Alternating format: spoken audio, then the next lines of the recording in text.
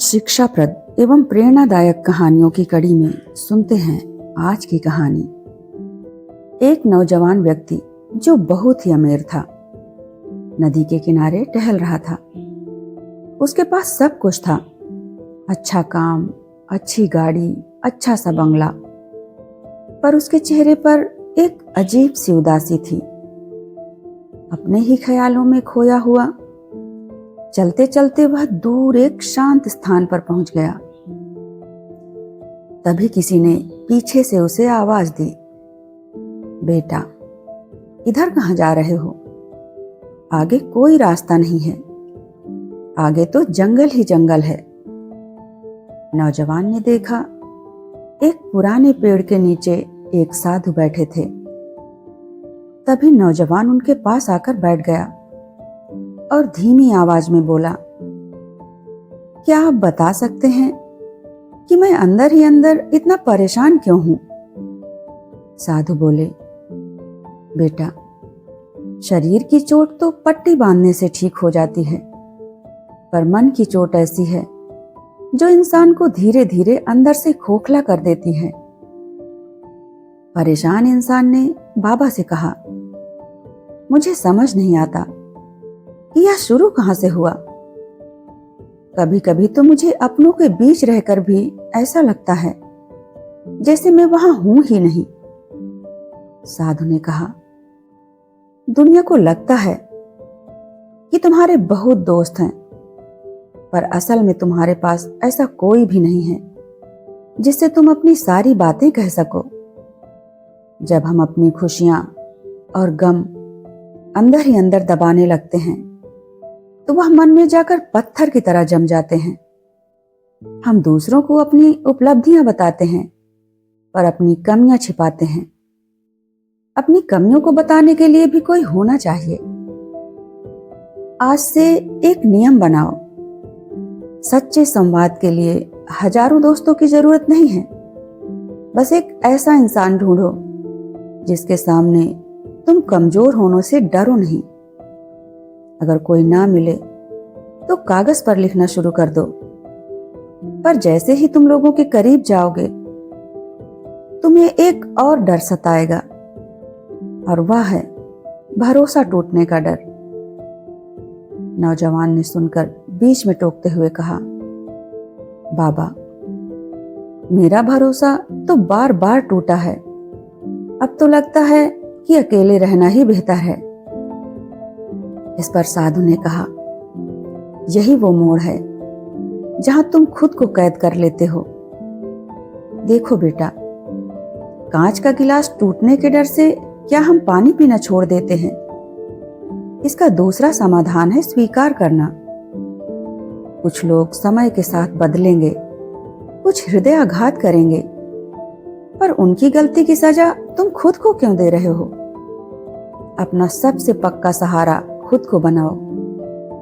जब तुम खुद से प्यार करना सीख जाओगे तो दूसरों का आना जाना तुम्हें तोड़ेगा नहीं। और जैसे ही तुम खुद को सहारा देना शुरू कर दोगे, तुम्हें महसूस होगा कि तुम्हारे अंदर कितनी अनकही बातें दबी पड़ी हैं। इस पर उस नौजवान ने कहा, सच कहा बाबा, वर्षों से दबी बातें मुझे कभी भी चैन से बैठने नहीं देती। लगता है जैसे दिमाग में कोई फिल्म चल रही है जिसे मैं रोक नहीं सकता। साधु बोले, ऐसे लोगों के नाम जिन्होंने तुम्हें दुख दिया है, जिन्हें तुम कुछ कहना चाहते हो, उनके लिए संदेश लिखो और फिर उसे फाड़ दो। यह क्रिया तुम्हारे दिमाग को संदेश देगी कि अब यह बोझ ढोने की जरूरत नहीं है। जब तुम इस बोझ को गिरा दोगे तो तुम पाओगे कि जो मानसिक थकान तुम्हें घेरे हुए थी वो धीरे धीरे कम हो रही है। साधु की बातें सुनकर युवक के चेहरे पर एक हल्की सी चमक आ गई। उसे समझ आ गया कि उसके दर्द का इलाज बाहर नहीं, उसके भीतर है।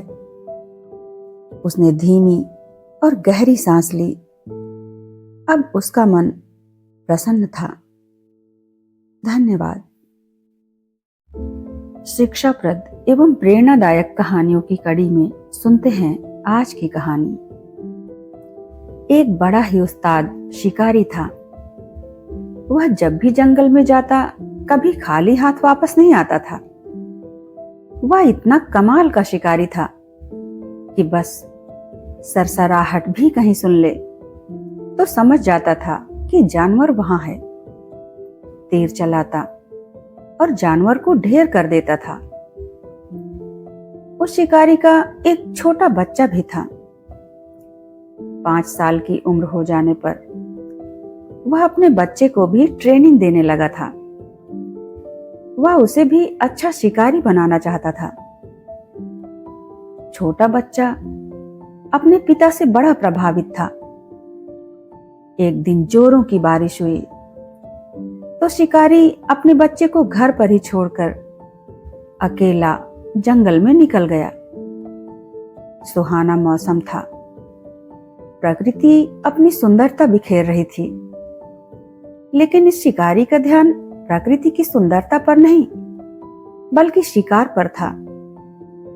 इसने जंगल में देखा हिरनी का एक छोटा बच्चा बहुत सुंदर सा कि कोई भी देख ले तो मंत्रमुग्ध हो जाए। लेकिन यह शिकारी मंत्रमुग्ध होने वालों में से नहीं था। इसने बिना समय गंवाए तीर चला दिया। हिरनी का बच्चा दम तोड़ने लगा। तभी कुछ सेकंड में उसकी मां दौड़ करके आई और अपने बच्चे के घाव को चाटने लगी। उसे मालूम था कि शिकारी दूर ही खड़ा है, लेकिन आज उसे शिकारी का डर नहीं था। शिकारी खुश हुआ, एक और तीर चलाया और उस हिरनी मां को भी मार दिया।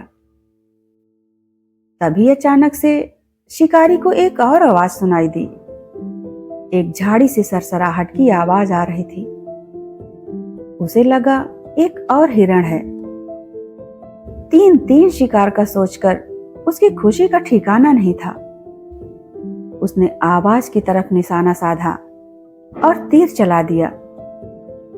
तीर जाकर के लग भी गया। दर्द से कराहने की आवाज सुनाई दी, लेकिन वो आवाज किसी जानवर की नहीं बल्कि इंसान की थी। शिकारी दौड़ करके उस दिशा में गया। देखा तो वहां उसका अपना बच्चा जमीन पर मरा हुआ पड़ा था। वो छोटा बच्चा जो अपने पिता को खोजते खोजते जंगल में आ गया था। शिकारी ने अपनी ही कला की वजह से उस छोटे से अपने ही बच्चे की जान ले ली थी। उसकी आंखों के सामने उसका बच्चा दम तोड़ चुका था। शिकारी सन्न रह गया और तभी अचानक से उसे झाड़ी के पीछे से एक और सरसराहट की आवाज सुनाई दी। लेकिन अब की बार हिरण नहीं बल्कि बाघ था। बाघ ने आकर के सीधा शिकारी पर वार किया और मार दिया। दोस्तों, कहानी छोटी सी है, लेकिन हमें सिखाती है कि कर्मों का परिणाम मिलता जरूर है। ये जो कर्मों के परिणाम हैं, व्यक्ति को वैसे ही ढूंढ लेते हैं जैसे कि एक बछड़ा जब खो जाता है तो सैकड़ों गायों में अपनी मां को ढूंढ लेता है। धन्यवाद। शिक्षाप्रद एवं प्रेरणादायक कहानियों की कड़ी में सुनते हैं आज की कहानी। एक समय की बात है। एक व्यक्ति ने अपने घर में एक कुत्ता और एक बिल्ली पाल रखे थे। बिल्ली का स्वभाव थोड़ा अलग था। वो बोलती बहुत थी। रात को जब सब सो जाते तो उसकी म्याऊं म्याऊं से पूरा घर गूंज उठता। मालिक को यह बात बहुत अखरती थी, क्योंकि वो उसे सोने नहीं देती थी। आखिर एक दिन मालिक का सब्र टूट गया। उसने गुस्से में आकर चिल्लाते हुए बिल्ली की पिटाई कर दी कि दिन रात शोर करती है, मुझे रात भर चैन से सोने भी नहीं देती। कुत्ता ये सब कोने में बैठा देख रहा था। उसने इससे एक सबक सीखा कि बोलना यानी मुसीबत को दावत देना है। उसने मन ही मन में ठान लिया कि अगर सुरक्षित रहना है तो मौन रहने में ही भलाई है। फिर एक रात घर की 4 दीवारी लांघकर कुछ चोर अंदर आ गए। कुत्ता जाग रहा था, फिर भी उसने उन चोरों को अनदेखा कर दिया। उसे लगा कि भौंकना गलत होगा, क्योंकि बिल्ली को इसी की सजा मिली थी। उसे चुप रहना ही सही लगा। सुबह जब मालिक को पता चला तो उसने कुत्ते की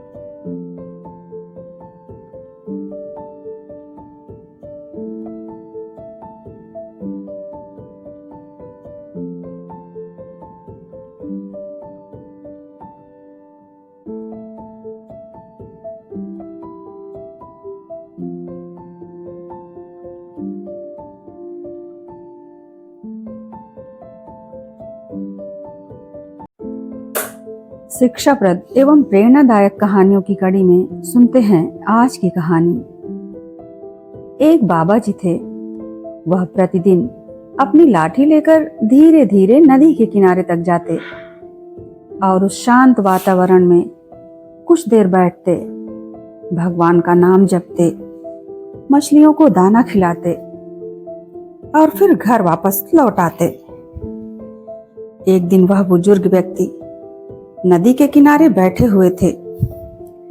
तभी उनके सामने एक अद्भुत घटना घटी।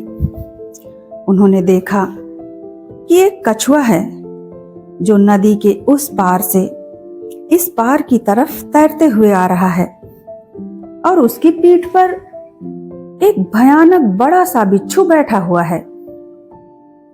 बुजुर्ग व्यक्ति इन दोनों का साथ देखकर बहुत अचंभित थे। जैसे ही कछुआ नदी के किनारे पर पहुंचा, बिच्छू उसकी पीठ पर से जमीन पर कूद गया और तेजी से जंगल की तरफ बढ़ने लगा। बाबा जी से रहा नहीं गया। वह बिच्छू का पीछा करने लगे। वह बिच्छू जंगल में सुनसान जगह पर स्थित एक छोटी सी मंदिर की तरफ जा रहा था। बुजुर्ग व्यक्ति ने देखा कि उस मंदिर में एक व्यक्ति साधना में लीन है। वह समझ गए कि यह बिच्छू जरूर इन तपस्वी को नुकसान पहुंचाएगा।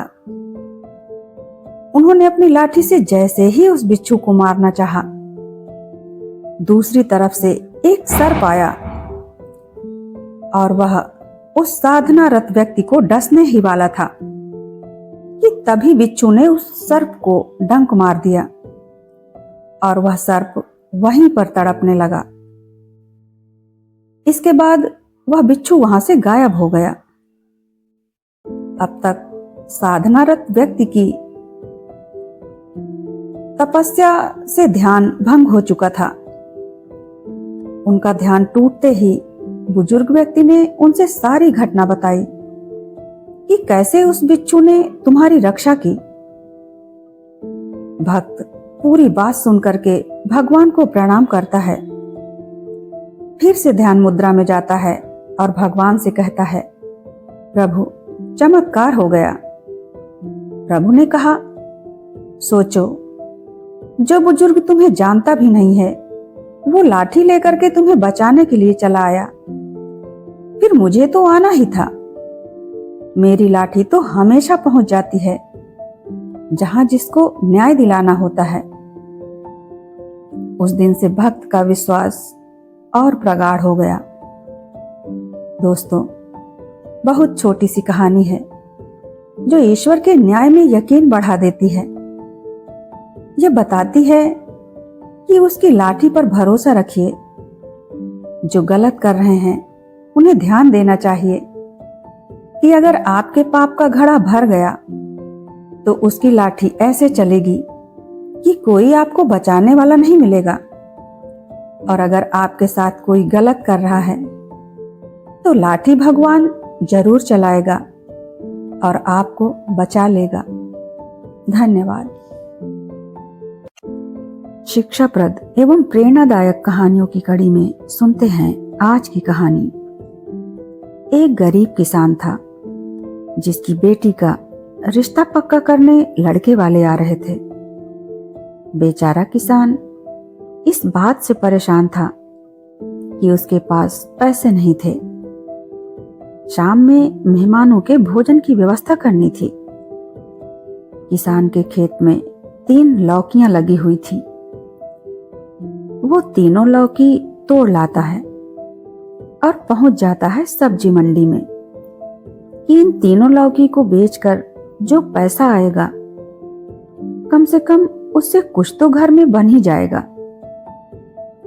लेकिन कहते हैं ना, जब संकट में गिरते हैं तो गिरते चले जाते हैं, दलदल में फंसते ही चले जाते हैं। सबसे पहले गांव का प्रधान आ जाता है सब्जी मंडी में और किसान की एक लौकी उठा करके चला जाता है। बेचारा किसान कुछ बोल पाता उससे पहले ही वह लौकी लेकर के निकल जाता है। थोड़ी देर बाद थाने का सिपाही आता है और वह भी एक लौकी उठा करके निकल जाता है। किसान ऊपर आसमान की ओर देखकर कहता है, भगवान, ये क्या कर दिया। 3 लौकी थी, उसमें से 2 तो मुफ्त में चली गई। तभी पड़ोस में रहने वाले वकील साहब आ जाते हैं। किसान को लगता है कि अब तीसरी लौकी भी गई। एक लौकी लेकर बैठे हुए किसान को देखकर वकील साहब ने ठहाके मारते हुए कहा, क्या सब्जी बेच रहे हो। किसान की आंखें भर आई। पूरी कहानी बताने लगा कि मेरे साथ क्या क्या हुआ। वकील साहब दिखने में तो बड़े कड़क रौबदार आवाज वाले थे, लेकिन दिल के बड़े अच्छे इंसान थे। वो किसान को लेकर सीधे प्रधान जी के घर गए। प्रधान जी की पत्नी लौकी काट रही थी। वकील साहब प्रधान जी से कहते हैं, प्रधान जी, यह लौकी कहां से लाए हो। प्रधान साथ में किसान को देखकर समझ गया कि ये वकील किसान को इंसाफ दिलाने आया है। वकील साहब ने कहा, देखो, इस किसान को चुपचाप 1000 रुपए दे दो, वरना तुम्हारे ऊपर केस कर दूंगा।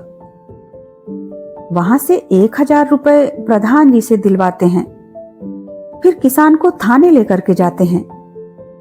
बोले, बताओ, इन सिपाहियों में से कौन था जो तुम्हारी लौकी लिया था।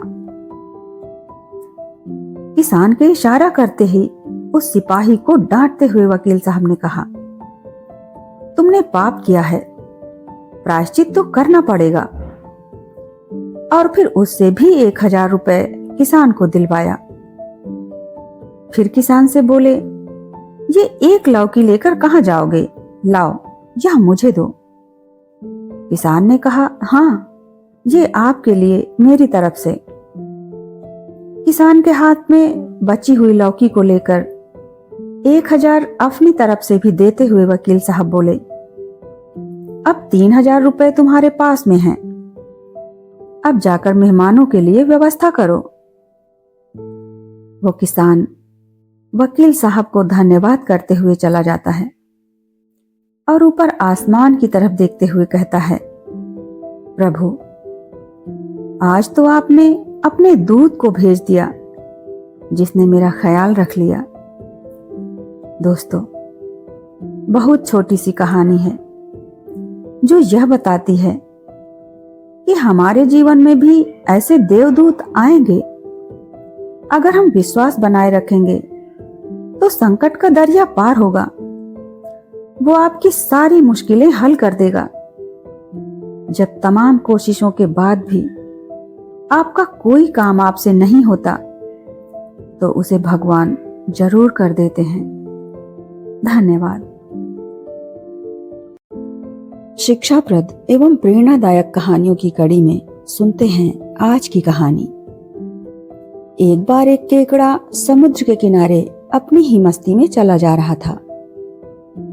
रुकता और रेत पर बने अपने पैरों के निशानों को देखकर बहुत खुश हो जाता। फिर थोड़ा आगे बढ़ता, दोबारा रुकता और फिर अपने पैरों के निशानों को देखकर मन ही मन मुस्कुरा देता। उसे लग रहा था कि निशान उसकी पहचान है, उसकी मेहनत है, उसका अस्तित्व है। तभी अचानक से एक तेज लहर आई और उसके पैरों के सारे निशान मिटा गई। उसका आनंद क्रोध में बदल गया। उसने लहर से कहा, ऐ लहर, मैं तो तुझे अपना मित्र मानता था, पर तूने मेरे बनाए सुंदर पैरों के निशान ही मिटा दिए। क्या यही तेरी दोस्ती है? लहर कुछ पल शांत रही, फिर बड़े स्नेह से बोली, मित्र, जरा पीछे मुड़कर तो देखो। पीछे देखा तो मछुआरे आ रहे थे। रेत पर बने पैरों के निशान को देखकर वह केकड़े को पकड़ने आ रहे थे। लहर ने कहा, हे मित्र, वो तुम्हें पकड़ ना लें, बस इसलिए मैंने यह निशान मिटा दिए। ये सुनकर केकड़े की आंखों में आंसू आ गए। उसे समझ आ गया कि जिसे वो अपना नुकसान समझ रहा था वही दरअसल उसकी रक्षा कर रहा था। दोस्तों, जीवन में हम अक्सर घटना को नहीं, उससे पैदा होने वाले दर्द को देखते हैं।